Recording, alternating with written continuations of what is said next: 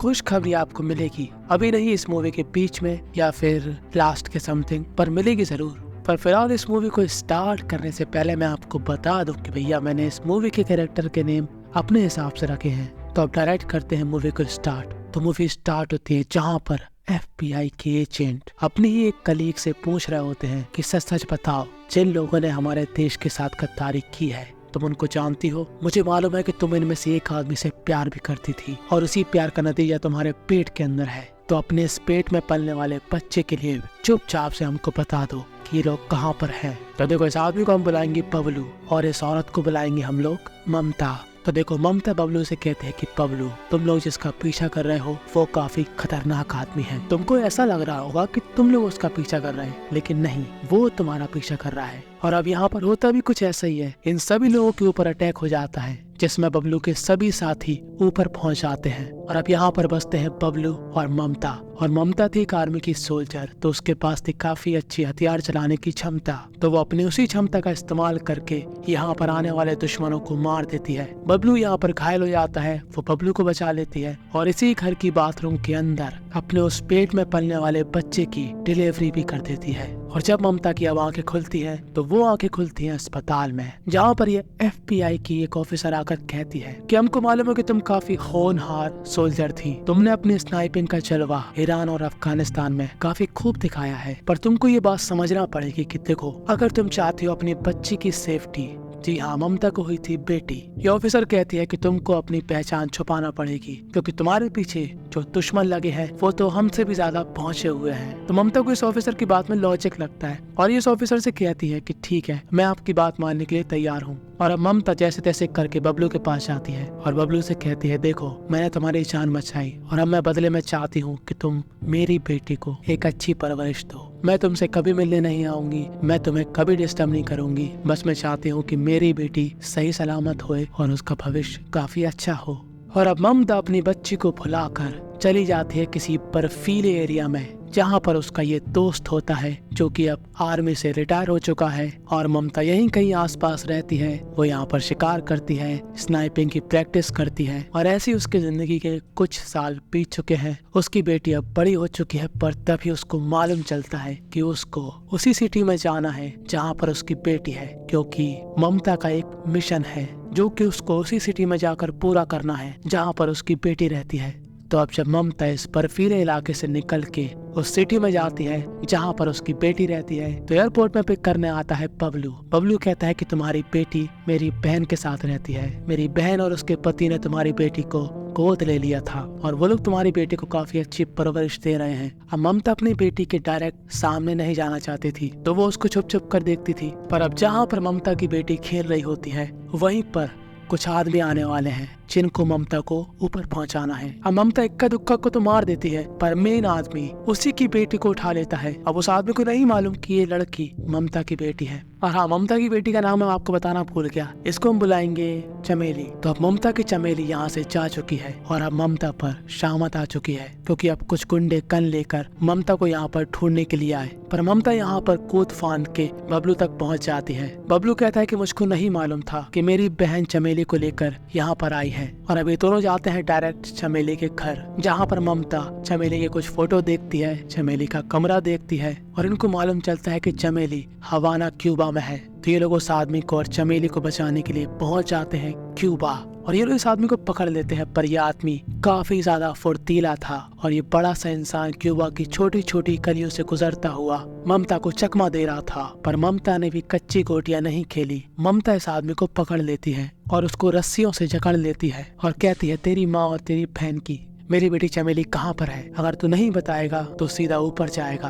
तो देखो, इन सभी कांड के पीछे होता है एक आदमी जिसका नाम होता है हेक्टर। अब इस विलन का नाम मैंने अपने मन से नहीं रखा, उसका असली में नाम हेक्टर ही है। और ये आदमी कहता है कि वो लड़की एफिलिया में है। एफिलिया एक जगह का नाम है। तो अब इस आदमी को ऊपर पहुंचाने के बाद अगले दिन ये लोग एफिलिया के लिए निकलेंगे, क्योंकि अभी ये लोग अपनी मरहम पट्टी करेंगे। तो देखो, अभी दोनों ही लोग सिंगल थे, समझ रहे हो, दोनों थोड़े बहुत जवान भी थे। कहने का मतलब ये है कि इनकी वो वाली उम्र नहीं थी कि ये लोग संस्कारी ना हो सके। तो दोनों के अंदर फीलिंग थी एक दूसरे के लिए, पर कोई भी अपनी जुबान से बयान नहीं करता था। अब बबलू ममता से पूछता है कि तुम्हारा और हेक्टर का क्या कनेक्शन है। तो अब ममता बताती है कि दरअसल हेक्टर मेरा सीनियर था। मैं उसके अंडर में ट्रेनिंग करती थी और मैं धीरे धीरे करके स्नाइपिंग में काफी ज्यादा माहिर हो चुकी थी। पर अब हेक्टर की नजर मेरे पे कुछ ज्यादा ही रहने लगी थी। वो मुझको पसंद करता था और हेक्टर मुझको भी भाग गया और फिर उसके बाद हम लोग संस्कारी हो गए और मेरे पेट में बच्चा आ गया और हम दोनों ही खुशी खुशी रहने लगे। पर हेक्टर के पास अखंड पैसा था। कहने को वो आर्मी का एक ऑफिसर था, पर पैसा उसके पास काफी ज्यादा था। और उसका असिस्टेंट जो कि मुझको पसंद करता था, पर मैं उसको नहीं मिल पाई थी, जिससे वो मौके तलाशता था मेरे साथ कुछ करने का। और वो कहता था कि तुम समझते हो कि तुम्हारा पति दूध का धुला है, पर ऐसा नहीं है। और इसी बात को जानने के लिए मैंने हेक्टर का पीछा करा और मुझको मालूम चला कि हेक्टर गैर कानूनी हथियारों को एक देश से दूसरे देश पहुंचाता है। पर यहाँ तक तो मामला ठीक था, पर वो साथ ही साथ सप्लाई करता है मासूम से बच्चे।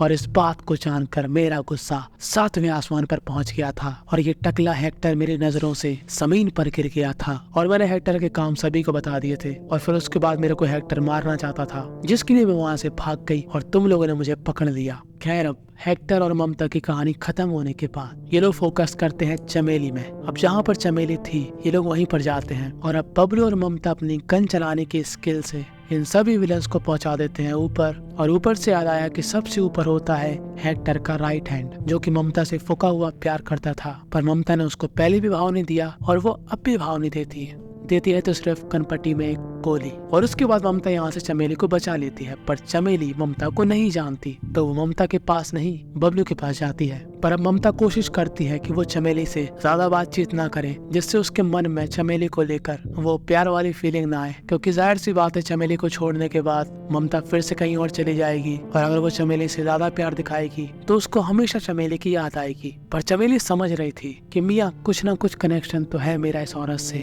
अब चमेली को ये बात मालूम थी कि उसको गोद लिया गया है, तो वो ऐसी तुक्का मारती है और ममता से कहती है कि तुम क्या मेरी माँ हो। और इस बात को सुनकर ममता को रोना आ जाता है और चमेली समझ जाती है यही है मेरी माता जी। पर अब यही से माता जी निकलने वाली है अपने रास्ते और बबलू चमेली को लेकर घर पे जाने वाला है। अब ममता यहाँ पर तो अपने आंसू कंट्रोल करती है, पर चमेली के जाने के बाद फूट फूट कर रोती है। तो देखो, अब बबलू और चमेली रास्ते में ही थे, पर तभी उनकी गाड़ी पे हो जाता है हमला।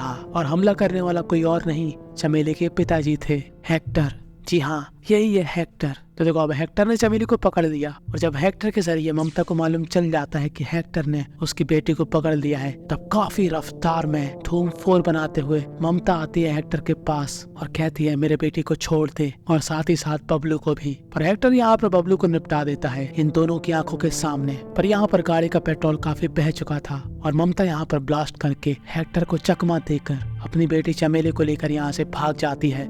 पर चमेली तो चमेली ठहरी। चमेली ने ऐसी जिंदगी देखी नहीं है। अब चमेली ने देखी भैया अच्छी वाली जिंदगी, खाओ पियो स्कूल जाओ खेलो कूदो सो जाओ, खाओ पियो स्कूल जाओ खेलो कूदो सो जाओ, खाओ पियो स्कूल जाओ खेलो कूदो सो जाओ।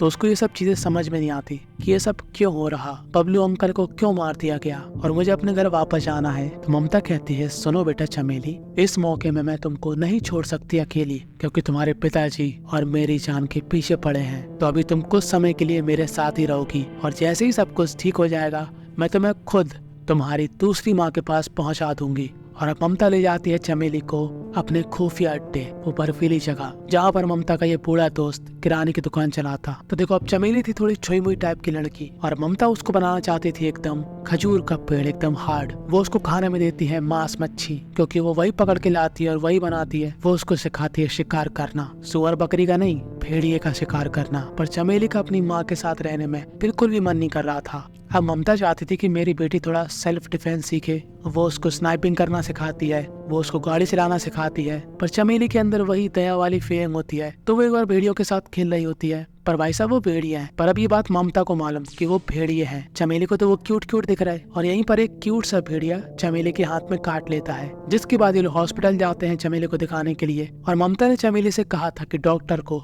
अपना असली नाम नहीं बताना, क्योंकि इससे तुम्हारा ऑनलाइन रिकॉर्ड चढ़ जाएगा और तुम्हारे पिताजी हम लोगों को ढूंढ लेंगे। पर चमेली का दिमाग तो पता नहीं कहाँ पर होता है, वो डॉक्टर को अपना नाम, अपनी माताजी का नाम सब कुछ बता देती है, पर गलती से। और जब ममता को ये बात मालूम चलती है तो अब ममता की हालत खराब हो जाती है। वो समझ जाती है कि अब चमेली के पिताजी यहीं पर आने वाले हैं और वो अपने उस बूढ़े दोस्त से कहती है कि तुम मेरी बेटी को संभाल के रखना। और ये बूढ़ा आदमी चमेली से कहता है कि तुम अपनी माँ को पसंद नहीं करती, पर तुम्हारी माँ तुमसे काफी प्यार करती है। उसने तुम्हें बचाने के लिए अपने आप को तुमसे दूर रखा। उसके पास आज भी तुम्हारी हर एक फोटो है जिनको देखकर वो हमेशा रोती थी और तुमको याद करती थी। और इसी मोमेंट में यहाँ पर आ चुके थे चमेली के पिताजी ममता की तलाश में, और वो ममता के घर को उड़ा देते हैं। और चमेली के अंदर भी भैया प्यार वाली फीलिंग आ गई थी अपनी माता जी के लिए। तो चमेली इस बूढ़े आदमी को धोखा देकर उसकी गाड़ी लेकर अपनी माँ के साथ युद्ध करने चली जाती है। अब काफी साथियों को ममता अकेले निपटा देती है, पर हेक्टर यहाँ पर ममता को पकड़ लेता है और हेक्टर देख लेता है कि यहाँ पर चमेली भी आ चुकी है। पर जब चमेली गोली चलाती है तो वो गोली हेक्टर को नहीं ममता के कंधे पर लग जाती है। और जब चमेली यहाँ पर चेक करने आती है कि गोली किसमें लगी, कितने में ही हेक्टर यहाँ पर आकर चमेली को उठाकर ले जाता है। पर तभी ममता के अंदर जो भी बची कुची चांद थी, उस चांद में चांद डालकर ममता वो स्नाइपर उठाती है और चलती हुई गाड़ी में हेक्टर पर निशाना लगाती है। वो जैसी ही गोली चलाती है, गोली गाड़ी के अंदर जाती है, पर गाड़ी अभी भी चल रही थी, पर हेक्टर की सांसें नहीं, क्योंकि थोड़ी दूर जाने पर ये गाड़ी रुक जाती है। और हमको मालूम चलता है कि ममता की वो गोली डायरेक्ट हेक्टर के सिर पर लगी और हेक्टर की डायरेक्ट ऊपर की टिकट कटी। और तभी गाड़ी से बाहर निकलकर चमेली अपनी माताजी के पास आती है और अब से कुछ दिनों बाद ममता ठीक हो जाती है और अपनी चमेली को उसकी दूसरी माताजी के पास सौंप देती है। पर अभी भी वो चुपके अपनी बेटी से मिलती है, उससे बातें करती है और साथ ही साथ FBI के लिए काम भी करती है। और बस यहीं पर ये मूवी थी एंड हो जाती है। और इस मूवी से हमको यही सीखने को मिला कि 3-4 दिन की प्रैक्टिस से कोई स्नाइपर चलाना नहीं सीख जाता, किस करने से कोई बाप नहीं बन जाता, और जो समय रहते हुए लड़की को अपनी फीलिंग नहीं बता पाता वो बबलू की तरह सिंगल ही मर जाता। तो मेरी आप लोगों से यही विनती है कि प्लीज बबलू के लिए एक प्यारा सा कमेंट करना मत भूलना। और जो इस मूवी के अंदर मैं आपको खुशखबरी बताने वाला था वो आपको टेलीग्राम पर मिलेगी, सो ज्वाइन टेलीग्राम नाउ।